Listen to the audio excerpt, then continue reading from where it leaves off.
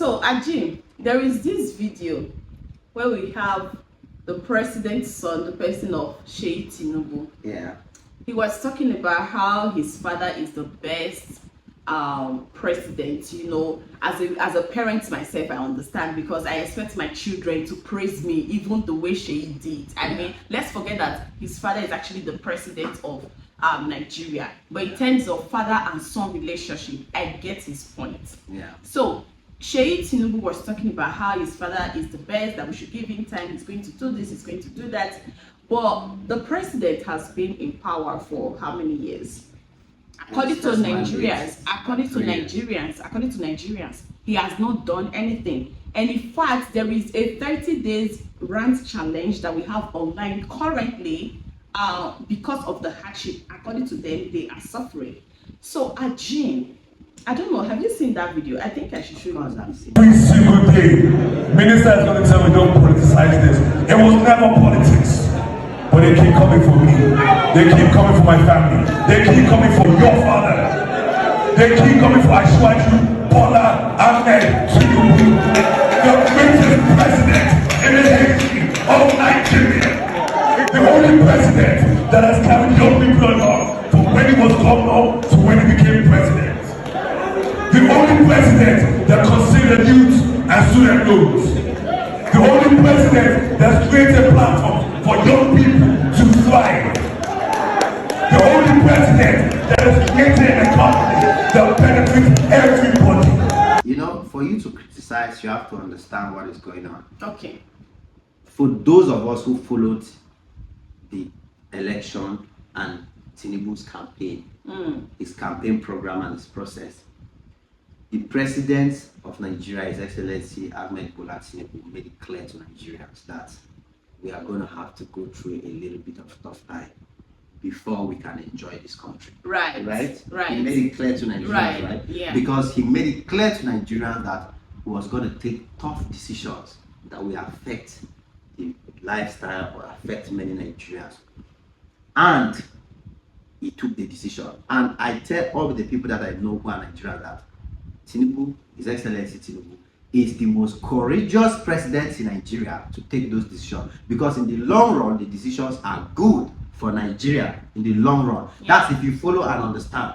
But like I said, a lot of people who are criticizing all those jumping and making videos online, some of them don't even know is like the part what this man is trying to do. Some of them are just being influenced by people. Some of them are just seeing the trend, they just want to jump on him. No, you will not see any youth, anybody, like I said, that is working hard to make something for themselves, either through content creation or through, you will not see them come out and join this thing, because they are busy themselves trying to see what they can do for their life. I'm not saying they shouldn't complain. No. Nigeria should criticize and complain. But this man clearly made it clear in the first place that as I'm coming into this place, I go first of all do the shake what I'm supposed to do before we go enjoy this country. And number one, the first greatest thing he did is successfully remove fuel subsidy. Remove subsidy on the dollar. I always give the example to all my people. When fuel was 200 naira, the government was paying 600 naira for you to enjoy it at 200 naira. Because the real price was 800 naira. But the government will remove their money and pay 600. And then what will Nigerians do? They will now go and buy big cars. One person will have 20 SUVs, 20 cars. Just be parking them, driving them up and down. And they will be using full tank. They'll be using it to oppress people because fuel is cheap. Yeah. You understand? Yeah. But now that they remove the fuel subsidy, instead of using that money to be paying fuel, they use it to channel to governors. Each governor in Nigeria is receiving at least 4 times the money they were receiving before. That's why when you travel everywhere in Nigeria now, you see roads that are being constructed, so many projects. So which one is more important for the future of Nigeria? Ajim, I kind of agree with you in a way. You know why? Because the current president of President Bola Ahmed Tinubu, he just came in. The damage has been done before his tenure. Exactly. So you need to break that damage, and for you to break that damage, you must first of all go through pain. It's just like you are a farmer. You want to harvest big harvest. You must first of all bear the pain of planting, walking, weeding, and trust me, Nigeria was just surviving. With all the subsidy on the dollar, the subsidy on the fuel, Nigeria was basically oil-based economy. All money from the oil, they use it to subsidize everything so that Nigerians will be comfortable. But there will be no future. So I kind of like reason with the president in this light. That's how I understand it, because he made it clear that this is what he will do. So for me, I'll still say he's one of the most, he's courageous, one of the most courageous presidents to do that. Because other presidents knew it. They knew that all the subsidy and the money they are using to pay for things is bad for the Nigerian economy. They knew, but they don't have the courage. They are scared that the people will come out and revolt. Now, look at fuel today. Because they have implemented strategy, that fuel is already going down. Very soon it will be 700, 600. So without subsidy, so all the money will stay in the Nigerian economy. And for those of you on social media, those of you who are all over the world, stop criticizing Nigeria. Stop criticizing our leaders. We need a break, okay? Stop criticizing us. We need a break. All right, that's my only request. Give us a break. We're a young country. Some countries are 300-400 years old. We make mistakes, but stop insulting our leaders and stop criticizing us. Yeah. So, in your words, Ajim, tell us, would you agree with Mr. Ben, or there should be freedom of speech in Nigeria? One thing I have to make it clear is that, see, freedom of speech does not mean abuse of speech. Okay. Let's have it clear. To be honest, freedom of speech shouldn't become abuse of speech. You understand? Yeah. The thing is, America has freedom of speech, but you don't see Americans coming out every day on the internet to make everybody know that their country is the worst. Even though no country in this world, no country has the high level of insecurity like America. Yes. No country has the higher level of like citizens, the government taking from the citizens, like collecting their taxes, collecting their mortgage money, collecting so much from them. You understand? And even using the money to fund other countries and do activities that do not even make sense. Like we all saw what Donald Trump revealed recently with Elon Musk in America. Yeah. But Americans are still the most patriotic people in the world. So for me, I feel like Nigerians, they kind of a little bit overuse the freedom of speech that Nigeria has. I feel like, yeah, it's okay to criticize if things are not going well, but it shouldn't become like a trend or a norm. Because there are some Nigerians that all they do is criticize. If you ask them, what are you criticizing? They will not even like give you a substantial reason. They will not give you concrete reason why you should criticize. Me, Ajim, I have so many things I can criticize about Nigeria. Yeah. But in my criticism, you understand that this Ajim, the way he's criticizing, he knows something, he understands something. But many of the Nigerians that are criticizing, some of them is just culture. Like the normal norm is just criticize. Now, Ajim, you have compared Nigeria and the United States of America, talking about, oh, the government collects tax, they do this to them, they collect mortgage. Now, so you've compared both countries, but you can agree with me that the opportunities we have or they have in USA, we don't have it here. And also, Ajim, I'll put it to you, 80% of Nigerians, they will not agree with you talking about Americans are not speaking bad about their countries. Do you know why? Because the average Nigerians feel like they are not being heard. That's the thing, right? They feel like they are not heard, no matter what they do or how much they try to protest, talk about the insecurity, the hungers we have in the land. There still will be nothing that will be done, like 0-0. And I feel that's where the anger is coming from in the first place. See, we cannot compare America and Nigeria in terms of opportunities. Yeah. We can't. Let's be honest with ourselves. But I watched a video of AY. Is it AY? No, not AY. Bovi was saying something very interesting. It's just that Nigerians, if you say something that will push them to work harder, to search themselves, to do more, they will not listen to it.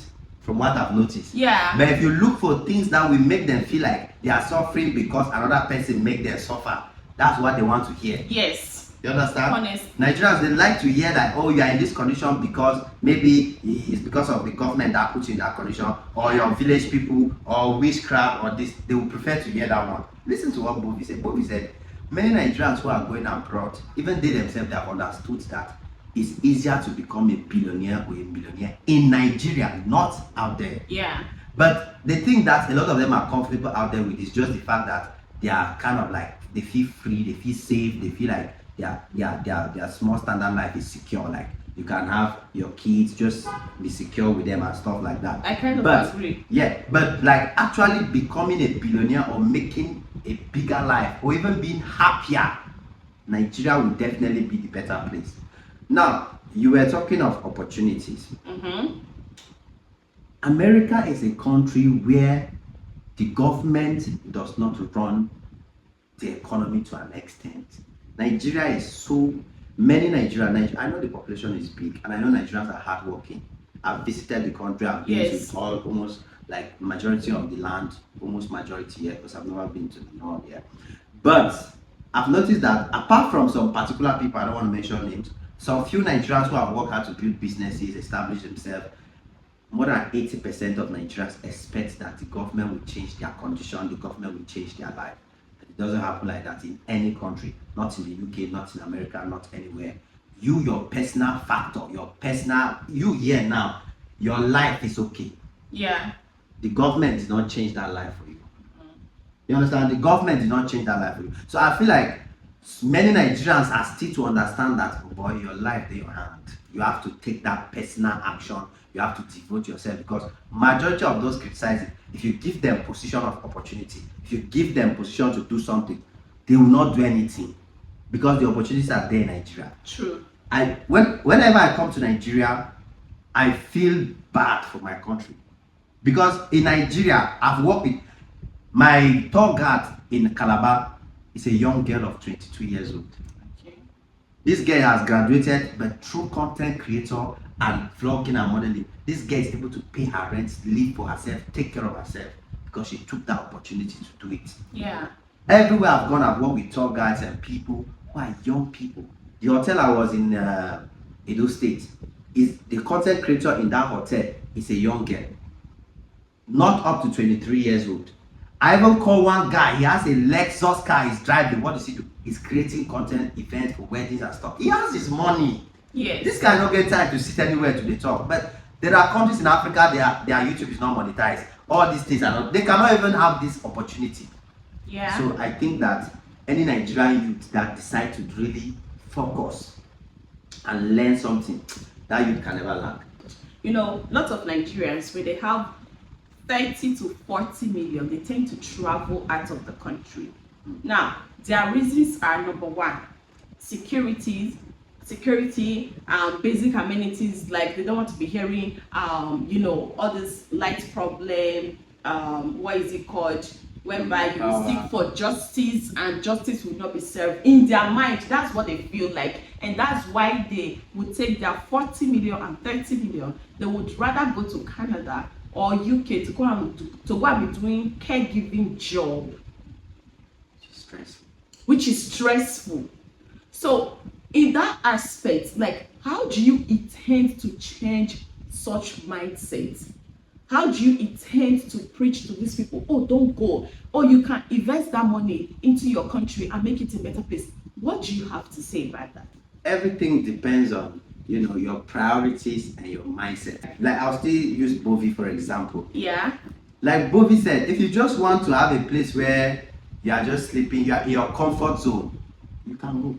Because in Nigeria, for you to become that billionaire, for you to make that money, you have to, push yourself a little bit. You have to really push yourself. It's not and it's worth it. It's worth it, because at the end of the day, when you have money in Nigeria, you discover that Nigeria is the best place to stay. I agree. Yeah. So those who go there, you carry your money, 30 million, and go to the UK and go and do nanny job.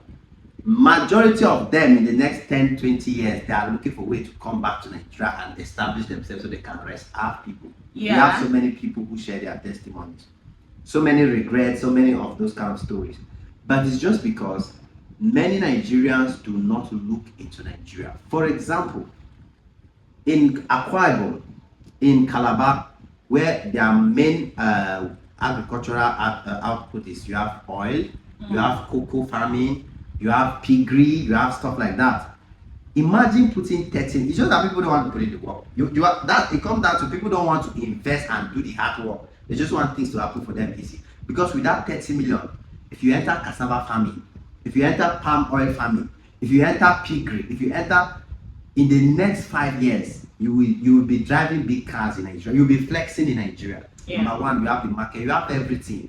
It's just that people don't see it that way. Oh, me now, I carry my 30 million, go enter farm. I go carry my 30 million, go to do piggery. You know, a lot of people, and it's not just Nigerians, let's not just say Nigerians, Africans. Many of them, that's where they will now go out in that abroad and work for 5 years. That's where they'll start thinking, I need money to come and invest in Nigeria. I need money to come and start this thing. Because they have discovered that if they stay in that abroad, they'll work till they'll get retired and they'll have nothing to write home about. So we have to continue educating them using stories. We have many young people who are living in America, coming back to Nigeria, investing in real estate, investing in stuff. Like, come on, just ask yourself, among the young billionaires, young millionaires that we have in the world, or the black billionaires, the black millionaires that we have in the world, where are most of them making their money? Africa. A lot of them are going back to Africa to make their money. How many African billionaires do you know? How many of them are based in the diaspora? How many of them are making money in the diaspora? It's in Africa they are making money. Thank you. So that's it. Okay, right. thank you guys for watching. Thank you for watching this amazing video. I'm here with Gloria Media, the finest YouTuber in Nigeria. The wine is there.